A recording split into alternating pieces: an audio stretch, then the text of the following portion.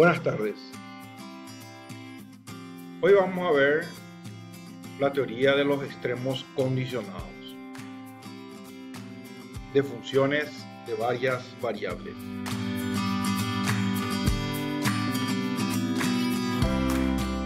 Sea u una función de x1, x2, x3, xn,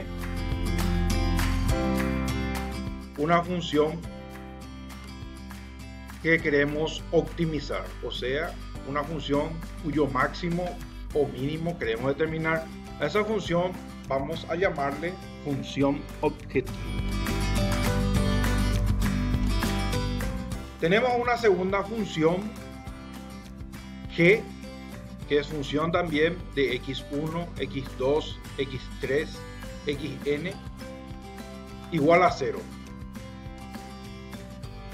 que es la función de restricción que liga las variables x1, x2, x3, xn en esta ecuación.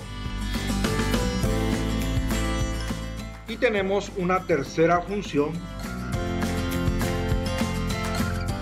que vamos a llamar función de Lagrange. F, también función de las variables x1, x2, x3, xn. Esta función de Lagrange va a ser igual a la función de objetivo f más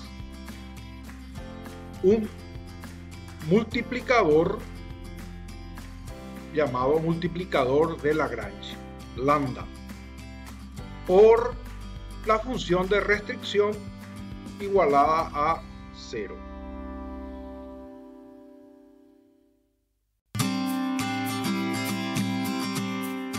Lambda es otra variable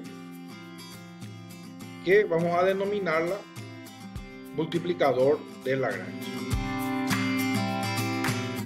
De ahí que este método recibe también el nombre del método de los multiplicadores de Lagrange.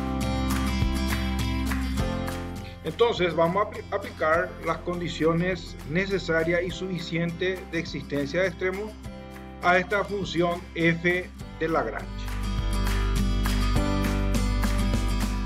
Entonces la condición necesaria de existencia de extremos es que las derivadas parciales de la función f con respecto a cada una de las variables debe ser igual a 0, o sea, f1, que es la derivada de f con respecto a x1, debe ser igual a 0, f2, que es la derivada de f con respecto a la variable x2, debe ser igual a 0, f3 es igual a la derivada de f con respecto a la variable x3, debe ser igual a 0, y así sucesivamente. F enésima, que es la derivada de f con respecto a la variable xn, también debe ser igual a 0. Y se agrega una ecuación más, que es la derivada de f con respecto a la variable lambda. Y eso también tiene que ser igual a 0. O sea, tenemos un sistema de n más 1 ecuaciones con n más 1 incógnita. Las n variables x1, x2, x3, xn y la variable lambda. Resolviendo este sistema, obtenemos los valores del punto crítico x1, x2, x3, xn y adicionalmente el valor de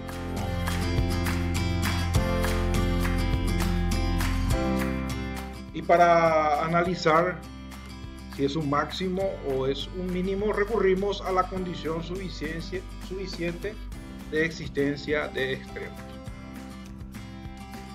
usando la teoría de los hessianos delimitados.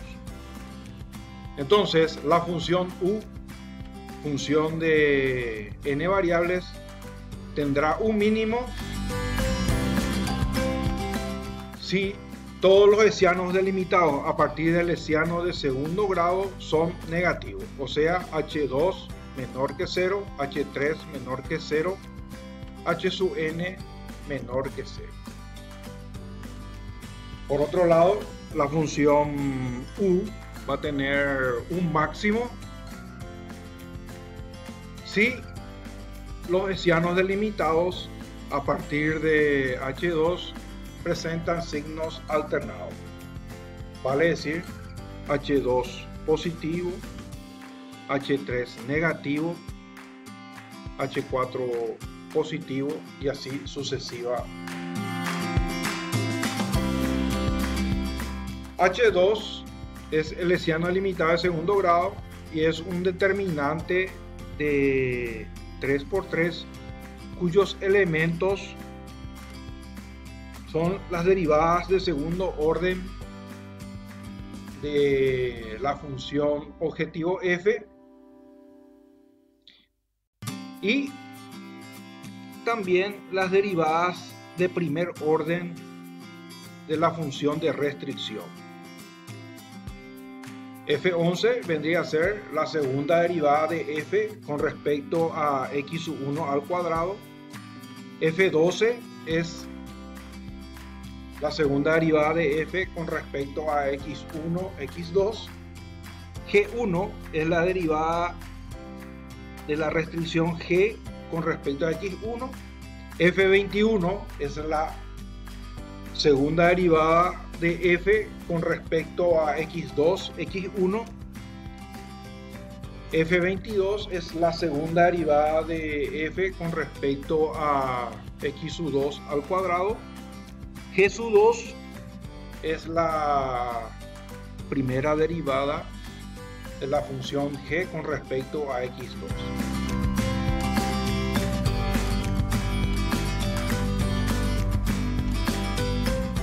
Luego tenemos G1, que ya dijimos que es la derivada de g con respecto a x1, G2, que es la derivada de g con respecto a x2, y el elemento 33 de este determinante siempre es c.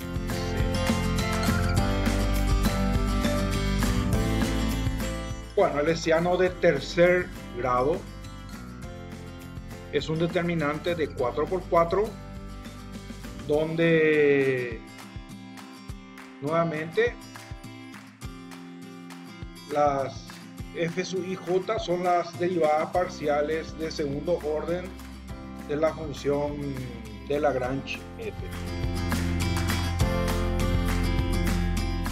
con el mismo significado que habíamos visto anteriormente. Y por último tenemos el hessiano limitado de enésimo grado, que es un determinante de n por n,